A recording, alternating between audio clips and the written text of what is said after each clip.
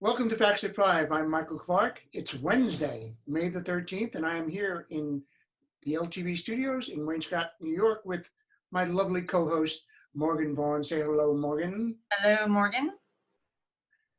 Yeah, we're trying out a little bit of a different system here, socially distant, but coming to you at a normal time at 5 o'clock here. And Morgan, what's going on in the hood? What's happening? Well, the news this morning was that the our favorite local rock and roll Hall of Famer, Jon Bon Jovi, is forming a new food bank that will provide food to East Hampton. And you said that you were driving home the other day, and there was a sign outside of the clubhouse, I think. Yes, it's actually right at the end of Industrial Road, where it intersects there, right by off. There's a sign that says "Food Bank" with the arrow pointing towards the clubhouse. And then I saw a van for the Soul Kitchen, and now it all kind of makes sense. Okay, cool.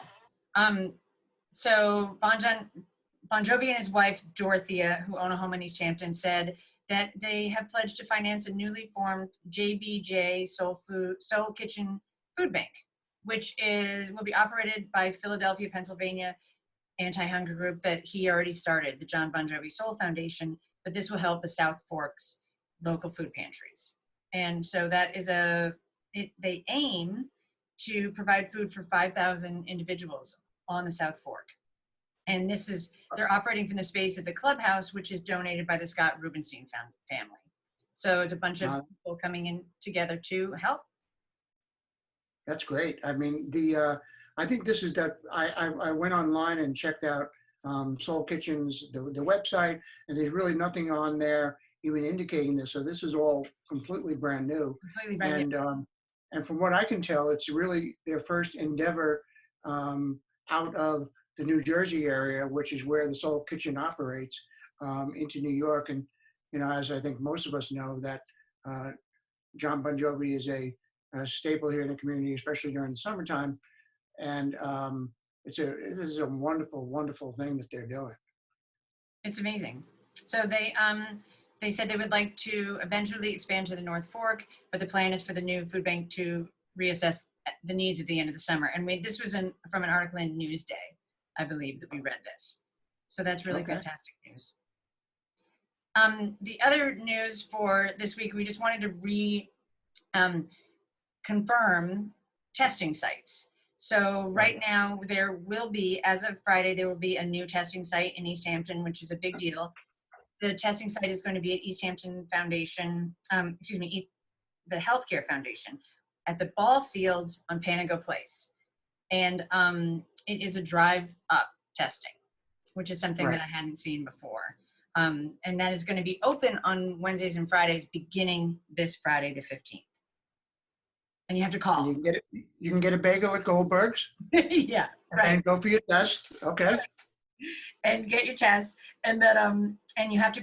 There's a number you have to call, which is 845-553-8030, and you have to have the COVID-19 symptoms, etc., or be a New York State eligible employee. Okay, that's great, and I can't wait to talk to Peter Venskoyak on our normally scheduled time on Friday about how that's going to be going and what's happening with it. So And now I see that Dr. Dempsey's also doing some testing over at his location, right? Right, but this is for the antibodies. So there are two different tests, just so that everybody's clear. The diagnostic test for COVID-19 is if you have symptoms, if you have a fever, if you have been aching, or if you've been infected by somebody else, you think, potentially. You've been around somebody who has COVID-19. The antibody test is for if you think you've had COVID-19 and gotten over it. And so the antibody test will let the governments know how many people have had it. And also there's a potential to use the plasma in your blood to help people who currently have COVID-19. So the antibody tests are only in a couple different places. One, I think Dr. Dempsey's office has limited antibody testing.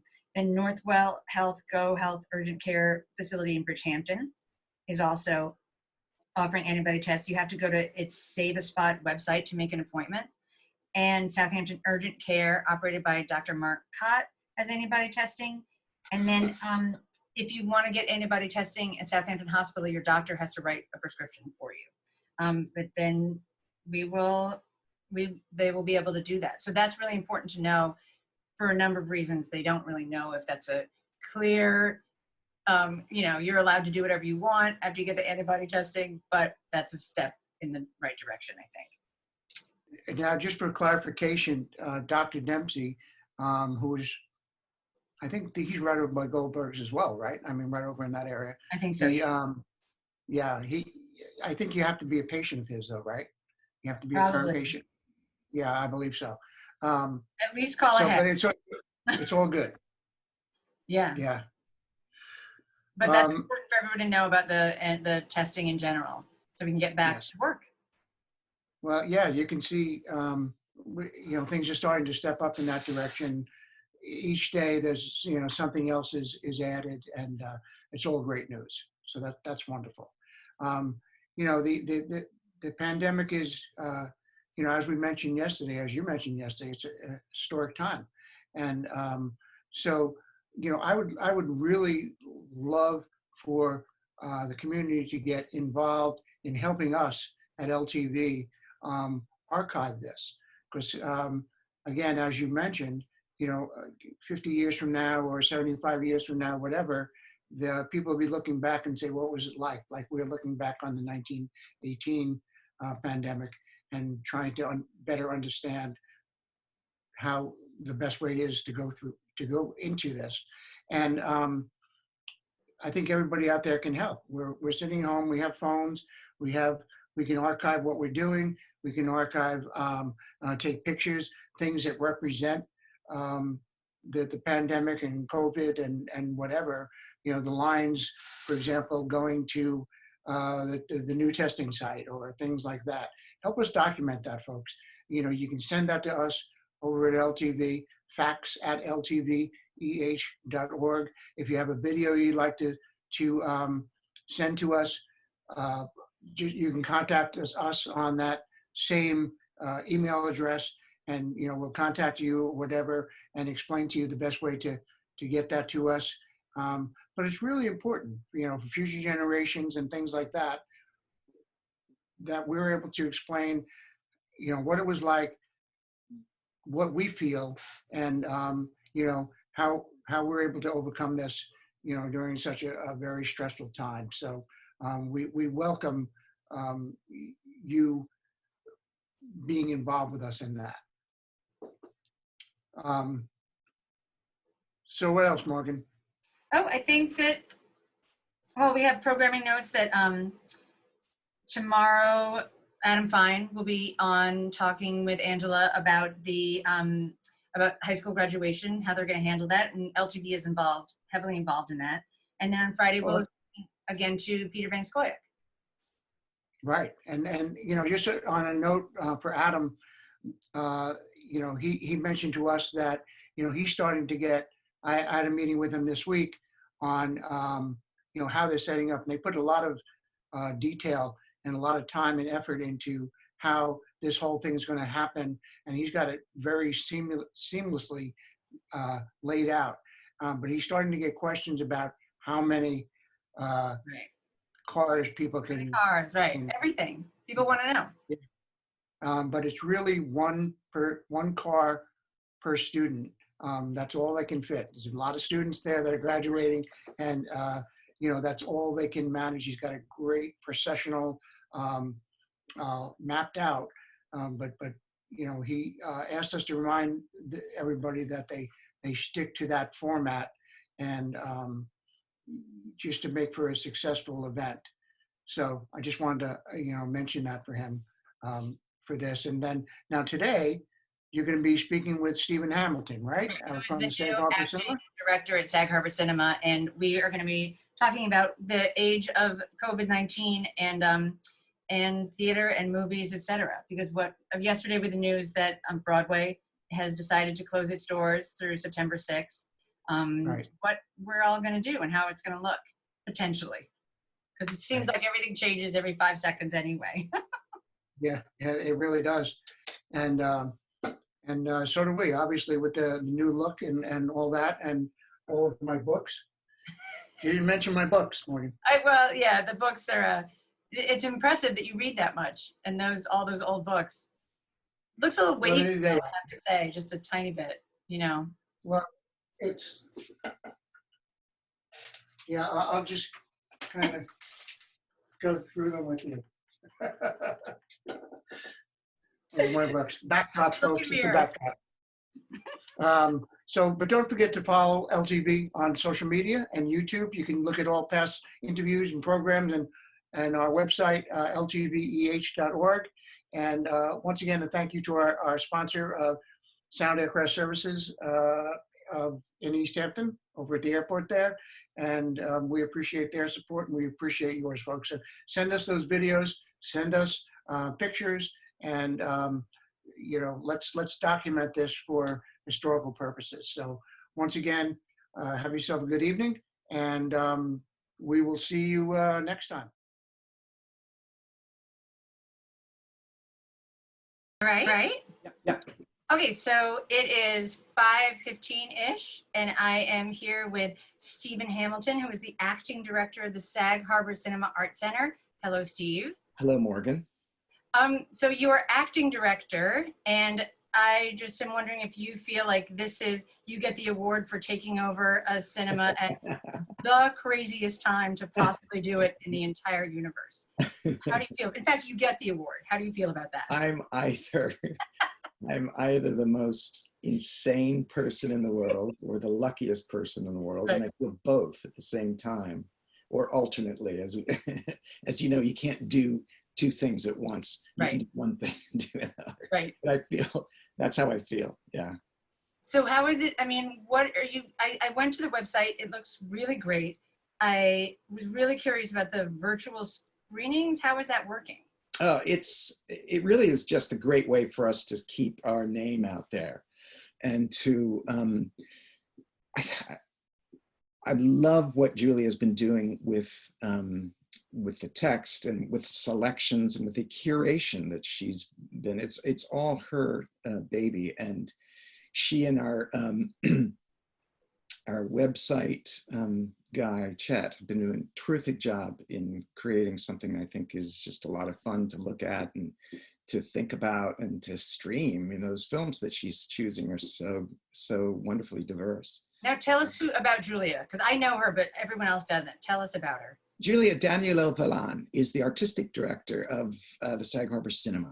She's been involved with this project since way before even the Sag Harbor Partnership, who eventually purchased the property.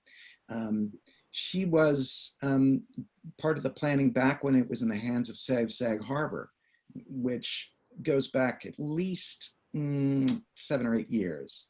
So she's one of the original sort of visionaries of this. She's a journalist. She is Italian. She is the American programmer for the Venice Film Festival. Wow. And she's written a lot of bios about filmmakers, and she's always doing interviews. She's just a professional cinephile is what she is, and she's a delight to work with, as you know. As I know, yes. Yeah. Morgan and I and Julia did some, we were producing some of the screenings that the cinema was doing offsite in sort of as an itinerant movie shows in different venues across, and we worked together doing that. So Morgan knows Julia pretty well. So what is the next step? I mean, what is happening with the cinema itself before we start talking about the broader ideas of theater and coronavirus? What is happening with the cinema itself in terms of the building process, et cetera? I've seen some of the pictures on Facebook. It looks like it's amazingly beautiful. So where is that? Yeah, it's pretty spectacular. It's awesome. When construction was shut down, it was literally 3 or 4 weeks. Oh my gosh. Yeah, we're at the punch list level. And so we're still there on hold. We've just, the construction manager, Scott Tucker, has just come off furlough this week, so he's back in, but he can, but still the guidelines, because of the pause, New York State pause, there's no construction allowed to go on. He's only allowed in there alone still at this point. Oh, okay. So he's doing some things that he can do from the list of things that's left to do, that he can do by himself. Hopefully we'll be able to get some smaller crews in there as we go to hasten this, but we're still looking to have a C of O by July 1st, July 15th, something like that. Who knows? However, will we open at that time? Nobody knows. These are some of the things that there's not one performing arts group on the East End that knows, Yeah. or anywhere in this country for that matter. So, so that's still a big question mark. I'm just become a new member of the Hamptons Art Network, which is a group of executive directors throughout the East End in all different kind of organizations, get together once a week and talk just specifically about this, because that's obviously right. The top of everybody's agenda is how and when do we open. And of course, because we're different organizations, we all have different sort of issues concerning safe distancing. But eventually, not just from this group, but from performing arts groups and cinemas all over the country, best practices will emerge and guidelines coming from the state will emerge.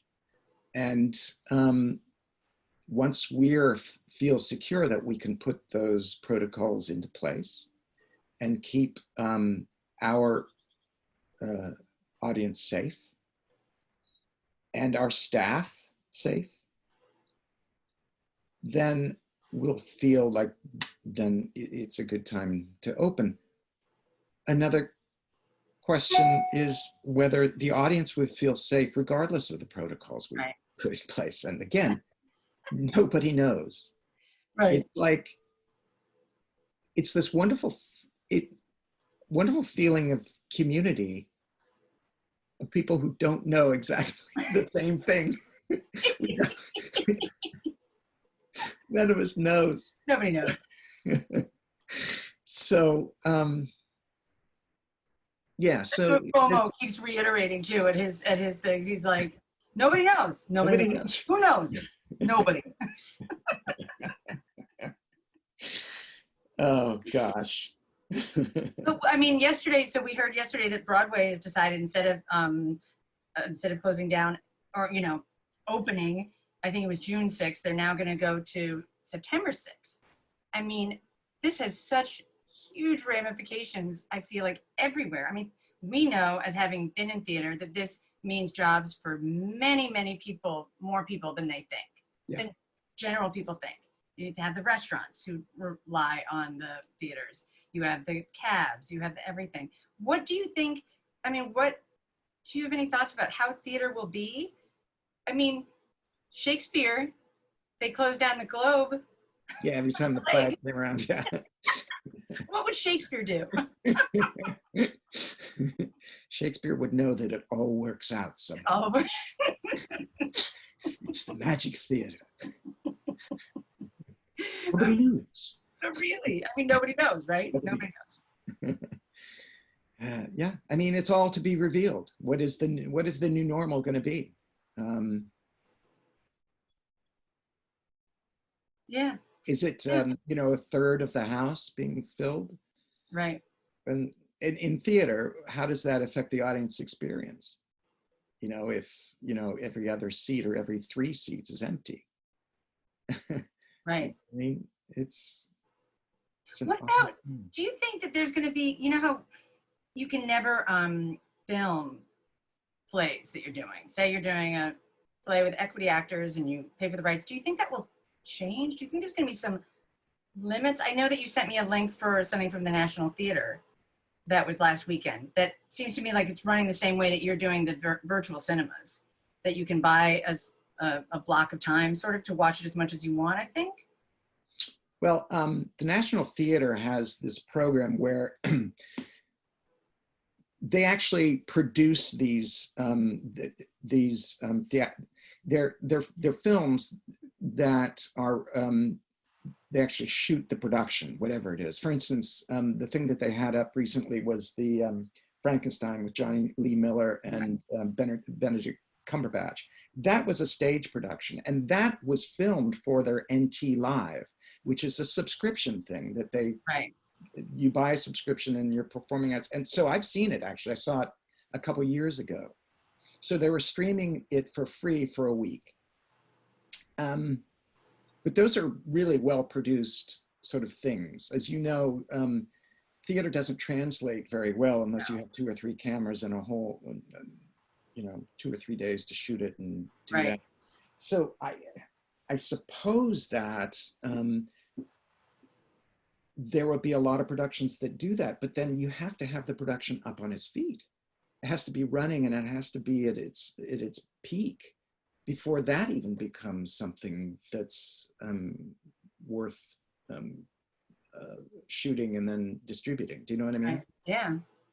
So that requires a lot of people in rehearsal who are not necessarily social distancing. And National Theater is not producing on stage right now. These are all things from their vault, from National Theater Live that they're doing. So, I mean, at Bay Street, we used to do a lot of archival, and we used to get permission from the Actors Union, but that very strictly, they would say you can only use 1 camera, it's got to be back in the back. Right. And you're not allowed to ever even think about distributing it. But you wouldn't want to anyway. Right. They really are for archival purposes, and they're not well produced. They're just 1 camera, and it's just, you lose every sort of ounce of whatever lived on stage. It just doesn't come across. So it can be done, but it takes money, and it takes personnel, and it takes, that sort of plan that the National Theater does. I think this is a conversation that maybe people don't understand or know much about how theater stage acting is so different from film acting. Yeah. And that is, I mean, I think this brings that into the conversation, that it doesn't really translate. So what are theaters going to do that this is their, I mean, I was thinking about all the summer stock I used to do. Are they going to, I guess maybe if you're in, Michigan, you can, because it's not like being in New York, but it's just shocking. Yeah. Yeah, well, I'm thinking just about Bay Street and their season. I know that Tracy Mitchell and Scott Schwartz are plan to do some readings outside. I'm not quite sure how that's going to work, and they're just figuring it out now too. Right. But I don't know if Guildhall has any plans to do anything like that. I know that they've been streaming a lot of stuff, archival stuff that they have. So, yeah, it's all improv. Yeah. So, anything else about the cinema that you'd like to say before we leave? Thank you so much for taking the time today. Just only how pleased and honored I am that they thought that I could, live up to this challenge. That's in and of itself is quite flattering. And I'm really so thrilled with the crew that we do have at the cinema. Most of them, Jennifer and Gail and Sean and Chet and Kevin, and especially Julia. I'm having so much fun working with her. So yeah, I just wanted to throw a shout out to those guys, because I'd be lost. Absolutely lost. Well, I don't know about that, but I'm sure they're happy to have you. And Steve, thank you so much for taking the time out today. Hey, anytime, Morgan. I could come back and tell you how much I don't know next time too. Okay, great. Yeah. No, I think that's good. I kind of wish more people were telling us what they don't know, as opposed to. Well, I hate to be that guy, the Donald Rumsfeld, who said famously, there are things that we know, there are things that we don't know, but then there are things we don't know that we don't know. Those are the things that keep me up at night. The things I don't know. That's so smart though. That's the Dunning-Kruger effect. You know, Yeah. that's knowing that you don't know something. Yeah. I don't mind so much the things I don't know, because you can always find out. All you have to do is ask. But it's the things that you don't know that Well, good luck to you. Thank you so much. And it's great to see you, Morgan. I haven't seen you in weeks and I weeks. know, right? Yeah. I know. It's been crazy. All right. Well, it's so great. Thank you, Steve. All right. Bye. Bye. So I'll stop the recording now.